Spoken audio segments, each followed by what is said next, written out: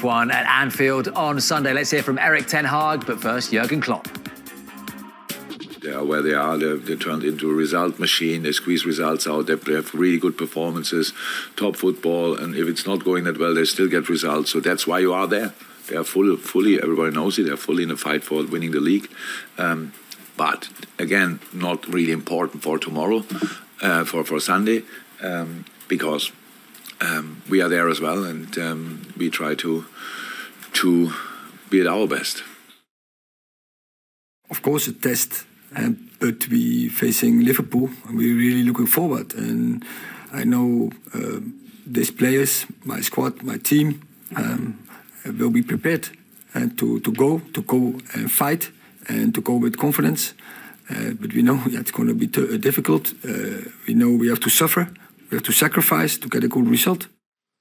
Karen Bartley, Julien Laurent in the studio. Karen, Manchester United in the title race, yes or no? Yes. Absolutely. I mean, just look at them, their form, they're absolutely flying. They're full of confidence. I mean, Erik Ten Hag has a well-oiled machine, and he's, definitely at the helm. And there's a lot of belief. I mean, Rashford is absolutely flying. The changes that have been made in terms of like the substitutions and the timing of it, they're all really, really effective. So I think Erik Ten Hag is very confident in his strategy and his decision making, and I think especially off the win of the League Cup final, he's got the fans on side, he's got the organization on side, and there's real evidence that what he's doing works. It's a massive turnaround in such a short space of time, isn't it? Like, I know in the middle they had the defeat at the Etihad, a hefty one, but remember this last game between Liverpool, Manchester United at Old Trafford? That was so pivotal for Ten Hag to get the fans on side. It was a turning point, really, considering he lost to Brentford away and to Brighton at home before that. And you remember it was a Monday night game, and it was like, I don't think any manager at United history had lost the first three in the league or something. Yeah. It was a crazy start. I remember those. Horrible. And for them to go and win that game and scoring early, I think helped them massively. They had a really good game plan where they forced Liverpool to play long, which worked really well, which shows, again, I think the kind of elite mentality that Ten Hag has, and even that late goal from Liverpool didn't change anything, and that was exactly the kind of performance that they needed at that time to turn their season around. And after that, they've just built on it collectively. The Cristiano Ronaldo issue was dealt very well by Ten Hag and the club, to be fair. And then players like Casemiro, like Rashford, slowly becoming some of the best players in the league. Is there anyone in better form than Marcus Rashford right now? I mean, the confidence is just oozing out of him, isn't it? 17 goals in 19 games since the World Cup, Karen. I mean, it's been. I mean, if you had to ask the question, which you have, I think Casemiro's up there as well in terms of the form that he's been on. But just looking back at some of these clips, I mean, you see Sancho's announced himself as well, and he got back on the score sheet that night.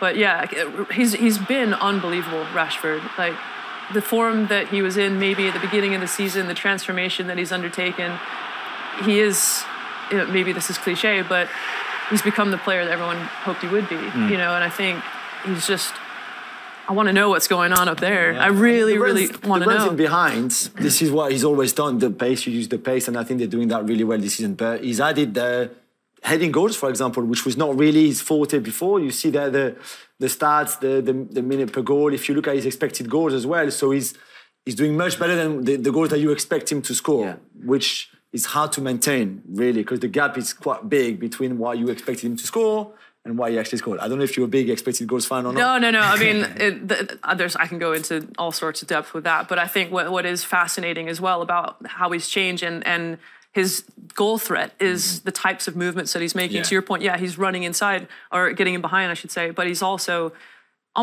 he's become almost more technical than I felt like he was, a few seasons ago, in terms of understanding, getting into tight space, the tight control, but then also, what was it, a run from the outside, inside. Is that Ten Hag? I don't know. It must be, right? Because he just seems so much more confident to take people on, 1v1, 2v1, whatever it is, get across people and make sure that, if he does lose the ball, at least he's fouled. Yeah. He seems a lot more intelligent about his approach. Do you know what I really want to ask you about Marcus Rashford? And I noticed this so many times, particularly this season, and he's done it for years, but he very often aims at the goalkeeper's feet deliberately. Right? You don't see a lot of strikers do that, try and pick out corners top and bottom. And he has so much success with it. I mean, is that a keeper's nightmare with so much power at the feet? It's interesting, isn't it? Because I think a lot of times with him as well, there's not very much backlift. So as a keeper, you're looking for a trigger. You know, you're looking at where the ball is in relation to them. Is it close? Is it central? If it's central, they could go right, left, whatever. You know, if it's toe poke, it could be anywhere. And so it's about that timing as a goalkeeper, like when you hit the set.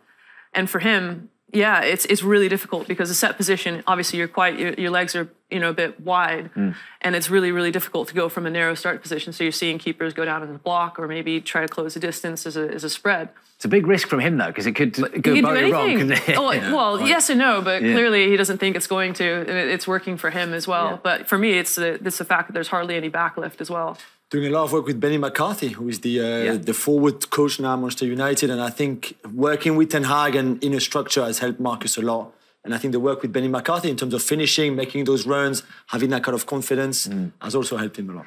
What about Liverpool? Because they're actually now only 6 points off the top four, or off Spurs, I should say, in fourth place. They've got a game in hand on them, and they play Tottenham at Anfield to come. So it's on for them, isn't it? You know, they look resurgent. If you take away the Real Madrid game, you know, and obviously we're looking at their win midweek against Wolves on Wednesday night. How crucial, Karen, is it that they finish in the top four in terms of the rebuild and the recruitment for the summer? It is huge, isn't it? Because, I mean, if they don't get that Champions League spot as well, and if they don't prove that they're kind of changing things around, they're going to have a real difficult time bringing in their targeted players in the summer and to rebuild that side. It's clearly an aging squad. It's clearly evolving, and it needs to evolve a bit quicker. You know, we're seeing, obviously, Nunez is creating a lot of opportunities, finishing more, but he's a fascinating player. He's pacey, he's unpredictable. You don't necessarily know what you're going to get from him. He doesn't always make the decisions that you think he's going to make, which as a player as well, as a keeper, you think, oh, you're probably going to put it there, and he could scuff it and it could go in. You just don't know what you're going to get out of him. The likes of Salah, obviously, he's playing in a different kind of role, so he's not getting the touches, the services that we're used to seeing him get. Obviously, bringing in Gakpo as well. Yeah. That front three, part of me thinks maybe are they too similar, or are they just really, really different? Like, how are you making them work together as a unit? And Jota's back. And of course, Luis Diaz isn't far away as well. Just final, Liv, because we've got so much to get in. Roberto Firmino, news today that he's not going to sign a new contract. And he was the first piece in that Klopp puzzle, right? I mean, 8 years at Anfield, he's a Liverpool great, and will be remembered as that. Yeah, of course, and Brendan Rodgers signing. Let's not forget that it's not Klopp that signed him from but Klopp kind of made it work. Yeah, of course, because Klopp arrived not long after anyway. But I mean, maybe the best sort of forced number 9, or certainly different number 9 than the one we were used to before. We were talking about Haaland earlier. It's so different because he's almost a 10 and a 9 in the same player. It was so good with Mane and Salah because he just make them play, and the service was great. So they will miss him, and I don't know if you can go and find a similar player. There's not many. Great signing for someone, 31 years old. You can imagine him going to Bayern Munich and scoring 30 goals a season. There's more good years in him. Sure. Yeah. Right, let's move on and talk about Chelsea against Leeds. Let's hear from Javi Gracia, but first, Graham Potter. Я думал, вы его уже отправили. Ну, не советую там быть. Так, Да? Что ты думаешь? Эзер, вытаскивай меч, я буду сейчас стрелять особыми магическими сферами. Отбивая их именно мечом. Ну, хорошо. Хотя бы вам попасть бы, что ли. О, получается. Видите? Что-то тут подобное. Научи их все правильно делать. Ладненько. Хорошо. Я А почти насчет попадения, парниша, я вот подумал. Все равно не попали. Не, это был предупредительный. Будешь Давайте много подаваться, это тебе в лицо прилетит. Понял меня? Давайте, проверим. Мне даже стало Мамочка, я интересно. хочу отсюда уйти уже. Ох, ё-моё! О-о. Ох! Попал. Только в спину. Но попал же.